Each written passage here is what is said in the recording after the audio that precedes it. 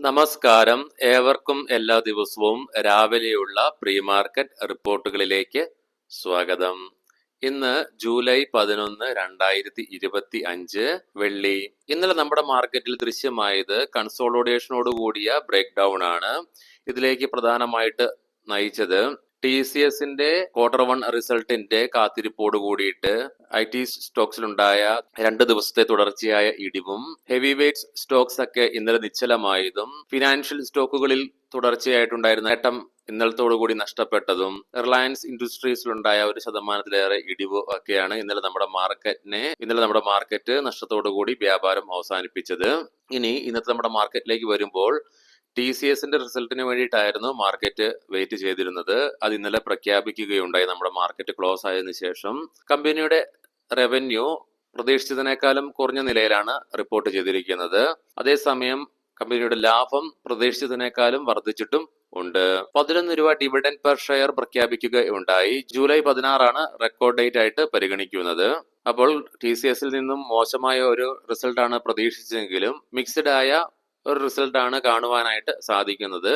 അതുകൊണ്ട് തന്നെ ഇന്നത്തെ IT സെക്ടറിലെ പെർഫോമൻസ് നമ്മൾ കണ്ടു തന്നെ അറിയണം. ഇന്നലെ നമ്മുടെ IT ADR സ്റ്റോക്സ് US മോശമായ പെർഫോമൻസ് ആണ് കാഴ്ചവെക്കുക ഉണ്ടായത്. അതൊക്കെ നമുക്ക് ഈ വീഡിയോയിൽ ഡിസ്കസ് ചെയ്യാം. അതുപോലെ തന്നെ വിദേശ ധനകാര്യ സ്ഥാപനങ്ങൾ ഇന്നലെ 221 കോടി രൂപയ്ക്ക് ക്യാഷ് മാർക്കറ്റിൽ ബൈ നടത്തുകയുണ്ടായി. തത്സമയം ആഭ്യന്തര ധനകാര്യ സ്ഥാപനങ്ങൾ 591 കോടി രൂപയുടെ ബൈയിങ്ങും നടത്തി. എങ്കിലും വിദേശ ധനകാര്യ സ്ഥാപനങ്ങൾ ഈ മാസം നമ്മുടെ മാർക്കറ്റിൽ നെറ്റ് സെല്ലേഴ്സ് ആയിട്ട് തന്നെയാണ് തുടരുന്നത്. ഇന്ത്യൻ രൂപ അമേരിക്കൻ ഡോളറിനെതിരെ ഇന്നലെ ഫ്ലാറ്റായ ക്ലോസിംഗ് ആണ് രേഖപ്പെടുത്തിയത്.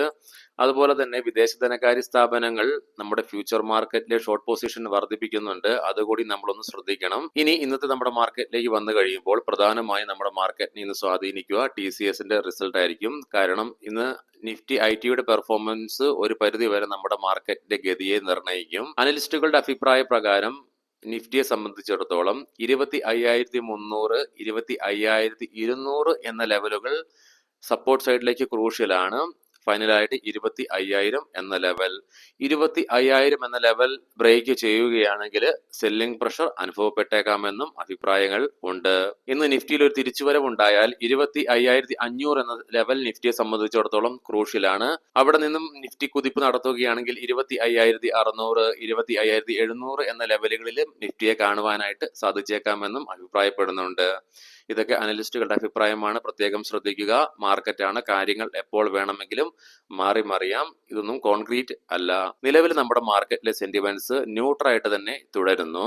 അതുകൊണ്ട് തന്നെ ഇന്നലെ നമ്മുടെ മാർക്കറ്റിലെ ഹെവി വെയ്റ്റ് സ്റ്റോക്സിലും ബ്ലൂ ചിപ്പ് സ്റ്റോക്സിലൊക്കെ ന്യൂട്രലായ ഒരു അവസ്ഥയായിരുന്നു കണ്ടിരുന്നതും. നമുക്ക് അറിയാം, കഴിഞ്ഞ തിങ്കളാഴ്ചയോടുകൂടി ജെയിൻ സ്ട്രീറ്റിനെ ബാൻ ചെയ്തതിനു ശേഷം മാർക്കറ്റിലെ ഡെറിവേറ്റീവ്സിന്റെ കോൺട്രാക്റ്റിലൊക്കെ കണ്ടമാനം കുറവ് വന്നിട്ടുണ്ട് വോളിയത്തിന്റെ കാര്യത്തില്. അനലിസ്റ്റുകളുടെ അഭിപ്രായ പ്രകാരം അടുത്ത ആഴ്ച മുതൽ വോളിയം വർദ്ധിക്കുവാൻ സാധ്യതകളുണ്ട്.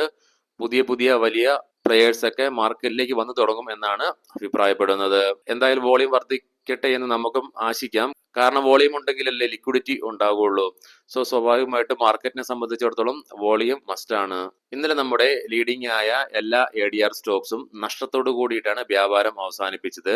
ഇൻഫോസിസ് 3.8% നഷ്ടത്തോടു കൂടിയും വിപ്രോ 4.89 നഷ്ടത്തോടു കൂടിയിട്ടുമാണ് വ്യാപാരം അവസാനിപ്പിച്ചത്. ഇന്ന് ഇതിന്റെ പ്രതിഫലനം നമ്മുടെ മാർക്കറ്റിലും കണ്ടു തന്നെ അറിയേണ്ടതായിട്ട് വരും. ഇനി നമുക്ക് ഗ്ലോബൽ മാർക്കറ്റുകൾ പരിശോധിക്കാം.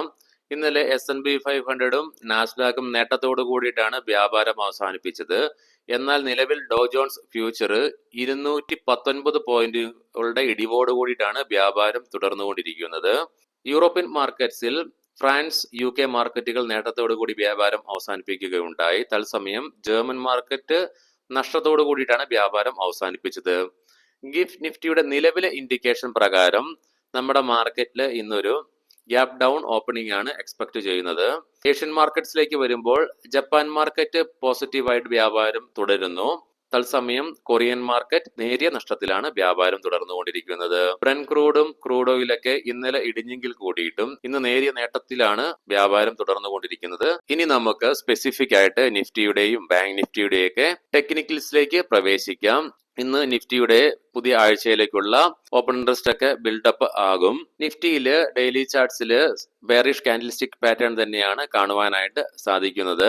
വീക്കിലി ഓപ്ഷൻസ് ഡാറ്റ പ്രകാരം 25,500 എന്ന സ്ട്രൈക്കിലാണ് ഏറ്റവും കൂടുതൽ കോൾ സൈഡിലേക്ക് ഓപ്പൺ ഇൻട്രസ്റ്റ് കാണുന്നത്. അതേ സ്ട്രൈക്കിൽ തന്നെയാണ് ഏറ്റവും കൂടുതൽ കോൾ റൈറ്റിംഗും നിലവിൽ നടന്നിരിക്കുന്നത്. പുട്ട് സൈഡിലേക്ക് 25,500 എന്ന സ്ട്രൈക്കിൽ തന്നെയാണ് ഏറ്റവും കൂടുതൽ ഓപ്പൺ ഇൻട്രസ്റ്റ് കാണുവാൻ സാധിക്കുന്നതെങ്കിലും 25,100 എന്ന സ്ട്രൈക്കിനാണ് ഏറ്റവും കൂടുതൽ പുട്ട് റൈറ്റിംഗ് നടന്നിരിക്കുന്നത്. ബാങ്ക് നിഫ്റ്റിയിലും ബെയറിഷ് കാൻഡിൽസ്റ്റിക് പാറ്റേൺ ആണ് കാണുവാൻ സാധിക്കുന്നത്. ഡോജി ഫോർമേഷനും കാണാം ഡെയിലി ചാർട്ട്സിൽ. അത് സൂചിപ്പിക്കുന്നത് ബയേഴ്സിന്റെയും സെല്ലേഴ്സിന്റെയും ഇടയിലുള്ള ഇൻഡിസിഷനെ തന്നെയാണ്. മന്ത്ലി ഓപ്ഷൻസ് ഡാറ്റ പ്രകാരം 56,000 എന്ന സ്ട്രൈക്കിലാണ് കോൾ സൈഡിലേക്കും പുട്ട് സൈഡിലേക്കും ഏറ്റവും കൂടുതൽ ഓപ്പൺ ഇൻട്രസ്റ്റ് കാണുവാൻ സാധിക്കുന്നതെങ്കിലും കോൾ സൈഡിലേക്ക് 57,000 എന്ന സ്ട്രൈക്കിലും പുട്ട് സൈഡിലേക്ക് 56,500 എന്ന സ്ട്രൈക്കിലുമാണ് ഏറ്റവും കൂടുതൽ റൈറ്റിംഗ് നടന്നിരിക്കുന്നത്. ഇനി ഇന്നത്തെ പ്രധാനപ്പെട്ട സ്റ്റോക്കിംഗ് ന്യൂസുകളിലേക്ക് കടക്കാം. മുൻകൂട്ടി ഓർമ്മിപ്പിച്ചു കൊള്ളട്ടെ, ഇതൊരു ബൈ ഓർ സെൽ റെക്കമെൻഡേഷൻ അല്ല. MGL നാഷണൽ കമ്പനി ലോ ട്രൈബ്യൂണലിന്റെ ഭാഗത്ത് നിന്നും കമ്പനിയുടെ സബ്സിഡിയറിയായ യൂണിസൺ എൻവിഡിയുമായിട്ടുള്ള ലയനത്തിനുള്ള അനുമതി ലഭിച്ചു എന്നുള്ള വാർത്തകൾ. REC മോർഗൻ സ്റ്റാൻലി സ്റ്റോക്കിന് ഓവർവെയ്റ്റ് റേറ്റിംഗ് നൽകുകയുണ്ടായി. ടാർഗറ്റ് പ്രൈസ് 485 രൂപയായിട്ടും നൽകിയിട്ടുണ്ട്. റെയിൽടെൽ കോർപ്പറേഷൻ 17.47 കോടി രൂപയുടെ പുതിയ ഓർഡർ ഛത്തീസ്ഗഡ് ഗവൺമെന്റിന്റെ ഭാഗത്തു നിന്നും കമ്പനിക്ക് ലഭിക്കുകയുണ്ടായി. എക്സിക്കോം ടെലി സിസ്റ്റംസ് റൈറ്റ് ഇഷ്യൂ വഴി ഫണ്ട് റേസ് ചെയ്യുവാനുള്ള തീരുമാനം കമ്പനി എടുത്തിട്ടുണ്ട്. 259.41 കോടി രൂപയാണ് ഫണ്ട് റേസ് ചെയ്യുന്നത്. 143 രൂപ പെർ ഷെയറിനാണ് റൈറ്റ് ഇഷ്യൂ ഉദ്ദേശിച്ചിരിക്കുന്നത്. PFC മോർഗൻ സ്റ്റാൻലി സ്റ്റോക്കിന് ഓവർ റേറ്റിംഗ് നൽകിയിട്ടുണ്ട്. 508 രൂപ പെർ ഷെയർ എന്ന ടാർഗറ്റ് പ്രൈസും നൽകിയിട്ടുണ്ട്. ഫൗണ്ടിംഗ് ഫാമിലിന്റെ റൈസ് ചെയ്യുന്നതിനെതിരെ ഷെയർ ഹോൾഡേഴ്സ് നിന്നതിന്റെ ഫലമായിട്ട് ഫണ്ട് റൈസിംഗ് പരാജയപ്പെട്ടു എന്നുള്ള വാർത്തകൾ വരുന്നുണ്ട്. IIFL ഹോം ഫൈനാൻസ് കമ്പനിക്ക് $100 മില്യൺ ഏഷ്യൻ ഇൻഫ്രാസ്ട്രക്ചർ ഇൻവെസ്റ്റ്മെന്റ് ബാങ്കിന്റെ ഭാഗത്തു നിന്നും ലഭിച്ചതായിട്ടുള്ള വാർത്തകൾ. ഏവർക്കും നല്ല ഒരു ട്രേഡിംഗ് ദിനം ആശംസിക്കുന്നു. വൈകുന്നേരം പോസ്റ്റ് മാർക്കറ്റ് റിപ്പോർട്ടുമായിട്ട് കണ്ടുമുട്ടാം. നന്ദി, നമസ്കാരം.